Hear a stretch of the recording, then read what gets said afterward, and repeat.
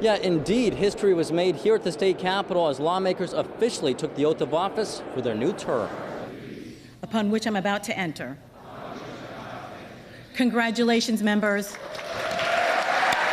You're watching history made here, not just because it's the swearing-in ceremony, which is historic in its own right, but also because the legislature will be made up of more women than ever before. In the state Senate, more than half of the members are women, and in the Assembly, nearly half are women. In total, of the 120 seats in both houses, at least 59 will be held by women. When I joined the legislature 6 years ago, we were less than a quarter women. And in just 6 years, we've gotten to almost half, which is an incredible, incredible leap for California. There are 3 states in the nation that already have parity, so we are still behind in that we haven't reached it, but it's an exciting day. Politically, Republicans made inroads this election, flipping at least 1 seat in each chamber from blue to red.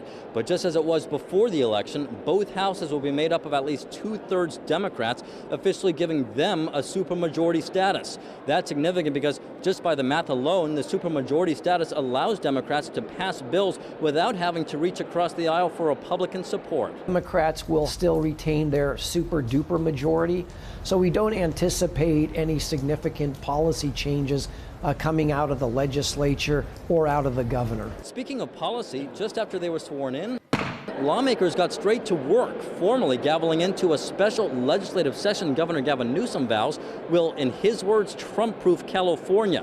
Specifically, he announced he's working with legislators to establish a state litigation fund up to $25 million to help Attorney General Rob Bonta and the California Department of Justice pay for costs that will be needed to sue the Trump administration.